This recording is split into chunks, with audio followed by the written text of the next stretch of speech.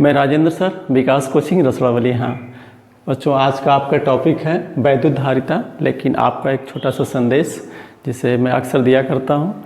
खुद के ऊपर विश्वास रखो, खुद के ऊपर विश्वास रखो, फिर देखना एक दिन ऐसा आएगा कि घड़ी दूसरे की होगी और समय आपका अगर बनाना चाहते, अपना बनाना चाहते हो बच्चों, तो आपको समय के साथ ही चलना होगा। और इसी शब्द में एक शब्द और जोड़ देता हूँ कि तुम किसी अच्छे व्यक्ति की तलाश मत करो, तुम किसी अच्छे व्यक्ति की तलाश मत करो, तुम खुद ही अच्छे हो जाओ।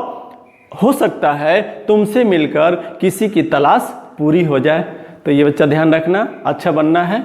विचार कीजिए, आज का हेडिंग हो गया वैद्युत धारिता, इलेक्ट्रिक कैपेसिटेंस। आइए विचार करते हैं वैद्युत धारिता क्या होती है। अच्छा, किसी चालक की वैद्युत धारिता उस चालक के आवेश के संग्रह करने की क्षमता की माप होती है। ध्यान दीजिए, फिर से सुनिए, वैद्युत धारिता क्या होती है। तो वैद्युत धारिता किसी चालक की आवेश संग्रह के क्षमता की माप होती है। और जब किसी चालक को आवेश दिया जाता है तो उसी के अनुपात में उसका विभव भी बढ़ता जाता है। अगर किसी चालक को Q आवेश देने पर, अच्छा ध्यान देंगे, यदि किसी चालक को Q कूलाम आवेश देने पर उसके विभव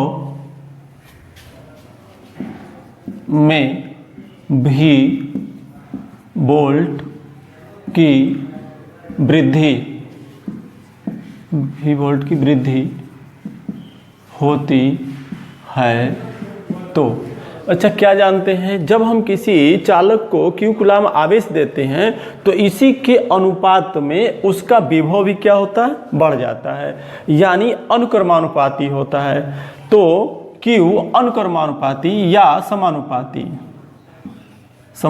क्या होता है, भी। तो Q आवेश देने पर उसके विभव में वृद्धि हो रही है, तो ये हो गया आपका समानुपाती। ठीक है बच्चा, जब हम समानुपाती को हटाते हैं तो एक नियतांक लगाते हैं, तो नियतांक लगा देते हैं। यह नियतांक बच्चा होता है C, ठीक है ना। यह नियतांक क्या होता है, C होता है। इस C को अब हम लिख देना चाहते हैं। तो जहाँ C एक नियतांक है जिसका मान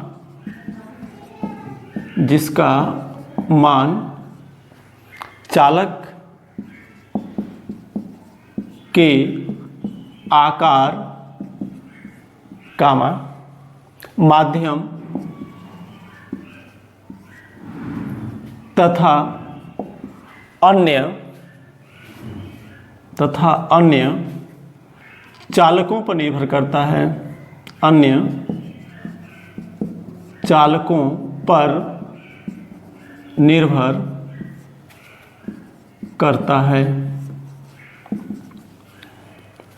अच्छा, यहाँ C क्या है, आपका एक नियतांक है, क्योंकि जब हम समानुपाती हटाएंगे तो वहाँ एक नियतांक देंगे। यह नियतांक को हम क्या करें बच्चा, C कह रहे हैं। तो हमने लिखा कि C एक नियतांक है जिसका मान चालक के आकार, माध्यम तथा अन्य चालकों पर निर्भर करता है।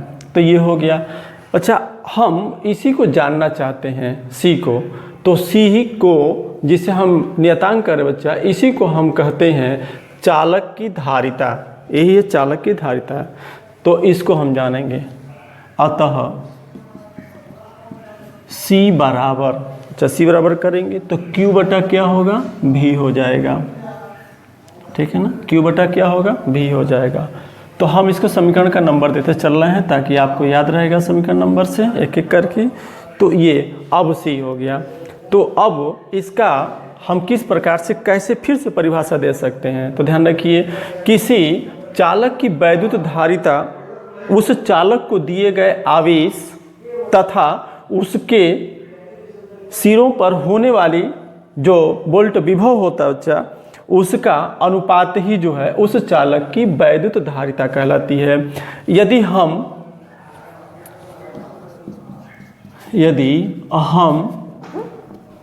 आवेश को कूलाम में तथा विभव को वोल्ट में रखें तो क्या होगा? ध्यान देते रहिएगा बच्चा, हटना नहीं चाहिए दिमाग से, तुरंत ही कहीं याद हो जाना चाहिए। आप अपने कॉपी को अच्छे तरीके से लिख करके बना करके क्लियर करते रहिएगा ताकि आपको फिर कोई दिक्कत ना हो। मन से पढ़ें, ध्यान से पढ़ें। हाँ, कूलाम में रखें। तो अच्छा, अगर हम देखें तो एक कूलाम बटा में 1 वोल्ट रखते हैं। तो जानते हैं अगर हम 1 कूलाम बटा 1 वोल्ट रखते हैं तो इसका मान होता है बच्चा 1 फैरेड, यानी वैद्युत धारिता का मात्रक क्या होता है? फैरेड होता है। अब पूछे 1 फैरेड किसके बराबर होता है? तो यदि किसी चालक को 1 कूलाम आवेश देने पर उसके विभव में 1 वोल्ट की वृद्धि होती है तो उसका मान 1 फैरेड के बराबर होता है। इसको हम फैरेड पढ़ते हैं बच्चा, इसको हम फैरेड पढ़ते हैं, फैरेड होता है। यानी वैद्युत धारिता का जो मात्रक होता है वो फैरेड के रूप में जानते हैं। तो ये हमारा क्लियर हो गया कि वैद्युत धारिता किसे कहते हैं। एक बार फिर से सुन लीजिए क्योंकि मैंने इसको नहीं लिखा था। किसी चालक की वैद्युत धारिता उस चालक के आवेश के संग्रह की क्षमता की माप होती है, और जब किसी चालक को हम आवेश देते हैं तो उसका विभव भी उस आवेश के अनुपात में बढ़ता जाता है। अच्छा, अब हमने ये कहा कि अगर किसी हम चालक को Q कूलाम आवेश दें और उसमें होने वाली वृद्धि है तो हमने क्या लिखा था बच्चा? Q अनुक्रमानुपाती V के, और फिर हमने तब Q बराबर C भी रखा था, और वही चल रहा था C, जहाँ एक नियतांक था जिसका मान किसके ऊपर निर्भर कर रहा था? तो चालक के आकार, माध्यम, अन्य चालक की उपस्थिति का जो है उसके ऊपर इस वैद्युत धारिता का मान निर्भर कर रहा था। और फिर हमने यहाँ से लेकर के दिखाया कि तब अगर हम 1 कूलाम और 1 वोल्ट की बात करें तो उसका मान 1 फैरेड के बराबर होता है, और यहाँ तक हम लोगों ने जान लिया है। अब हम विचार करेंगे आगे।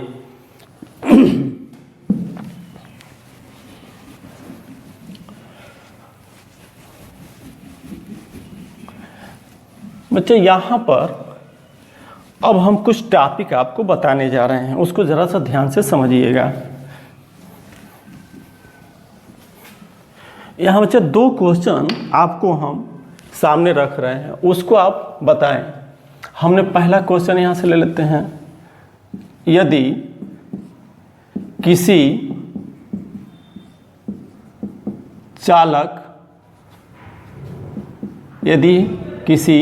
चालक के आवेश को 2 गुना कर दें, 2 गुना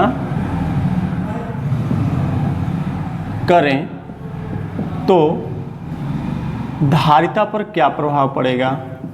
धारिता पर क्या प्रभाव पड़ेगा? पहला क्वेश्चन आपके साथ। और दूसरा, यदि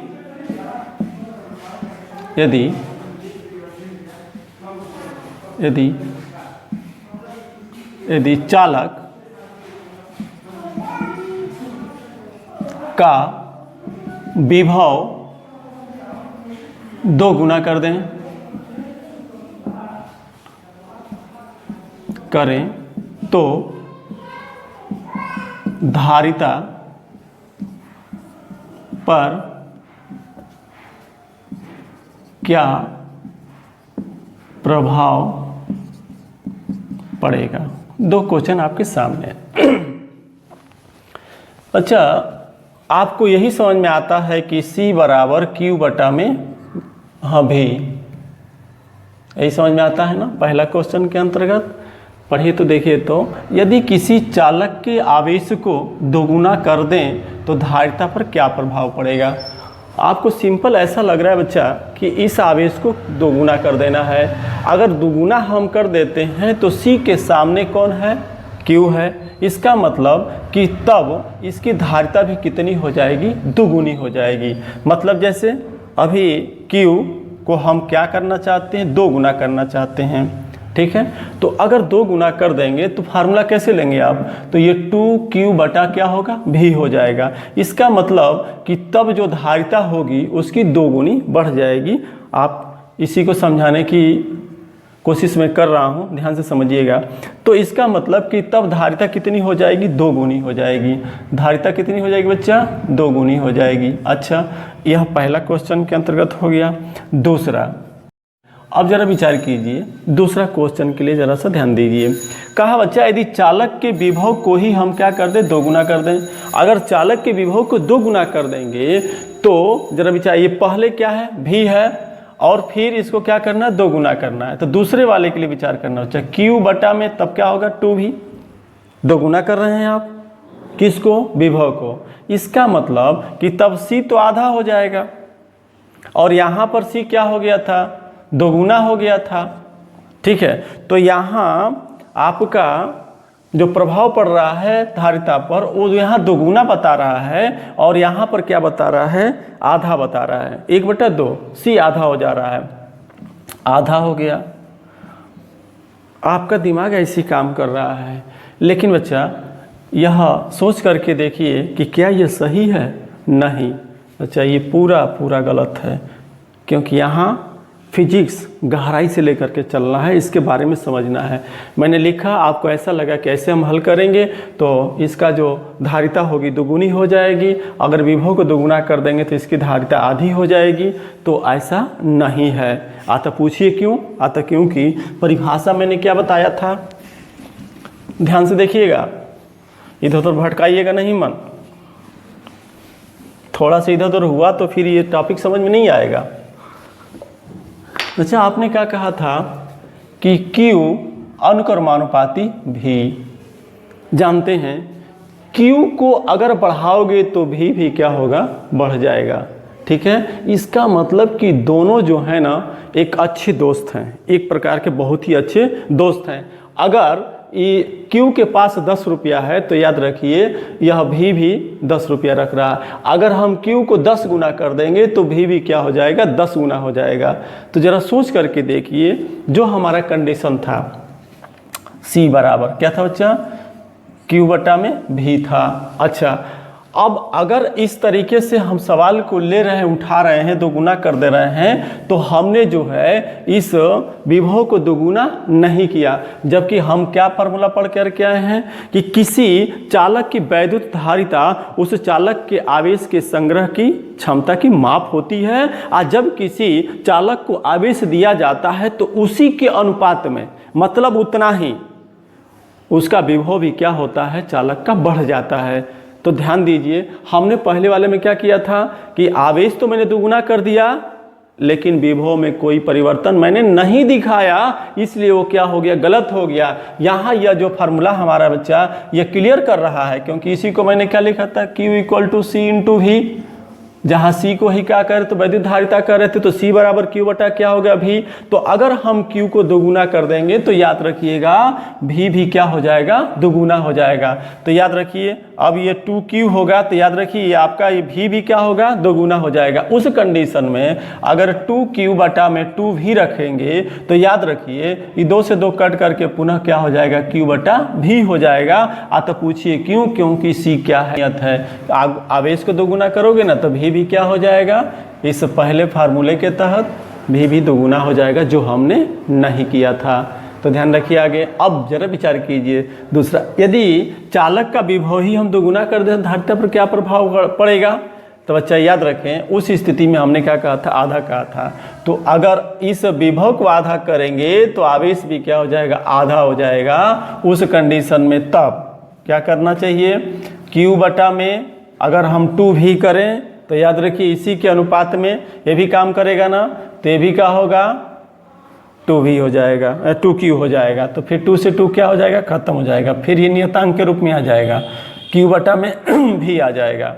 तो बच्चा हमेशा जो है यह नियतांक रहेगा और इसका मान सदैव जो है इसी के रूप में रहेगा। इसीलिए C क्या है, एक नियतांक है। अगर एक को बढ़ाएंगे तो दूसरा बढ़ेगा, एक को घटाएंगे तो दूसरा क्या होगा, घटेगा।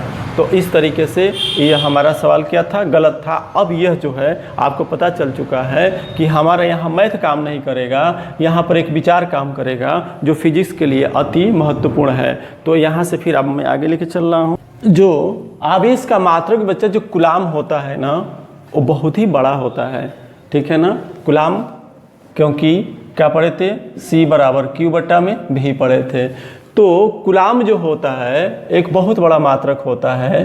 तो C का भी मात्रक क्या होगा, बहुत ही बड़ा होगा। लेकिन इसी C के मात्रक को, जिसको हम फैरेड कर रहे थे, इस फैरेड के मान को हम जो है छोटे छोटे मात्रकों में बदलते हैं बच्चा। और जो छोटे छोटा जो मात्रक होता है वो कैसे होता है, तो जैसे 1 माइक्रोफैरेड, 1 माइक्रोफैरेड, 1 माइक्रोफैरेड का मतलब बच्चा 10⁻⁻6 फैरेड के रूप में होता है। ऐसे पहले हिंदी चल रहा था, हिंदी चलने दीजिए। फैरेड, ठीक है ना। इसको कैसे लिखते हैं, माइक्रोफैरेड, F।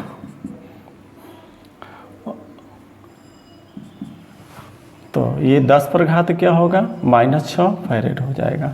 अगर इसका मात्रक और छोटा में लें तो पिको, तो 1 पिको फैरेड, 1 पिको फैरेड बराबर 10⁻⁻12 9 होता है, तो 10⁻⁻9 होता है। फर्मी होता है तो 10⁻⁻15 होता है। तो ये थोड़ा याद रखना होता है। और माइक्रोन 1 मीटर का 10 लाखवां भाग क्या होता है, माइक्रोन होता है। 1 मीटर का 10 अरबवां भाग 10⁻⁻10 मीटर कोटि का होता है, तो 1 एंगस्ट्रॉम होता है। याद रखना होता है। तो इतना क्या होगा बच्चा, फैरेड हो जाएगा, इतना फैरेड हो जाएगा। तो इसका छोटा बताइए, इसको हम इस प्रकार से भी लिखते हैं, पिको PF = 10⁻⁻12 F, ऐसे जानते हैं। और 10⁻⁻- है तो 2 बार जो है ना माइक्रो इसको लिखा जा सकता है। तो इसको या करके ऐसे भी लिख सकते हैं कि 1 पिको फैरेड बराबर माइक्रोफैरेड, माइक्रोफैरेड। तो इस तरीके से बच्चा हम लोग याद रखते हैं, ठीक है ना। तो इसको ऐसे याद रखेंगे, ठीक है। माइक्रोफैरेड होता है। ये हो गया, आपका क्लियर हो गया। अब जरा सा कुछ बातें और जानिए। अच्छा, अब हम जो है MKS पद्धति में, MKS पद्धति में वैद्युत धारिता का मात्रक जानना चाहते हैं। अब मात्रक जान लिया जाए। फैरेड किसके बराबर है बच्चा, फैरेड है आपका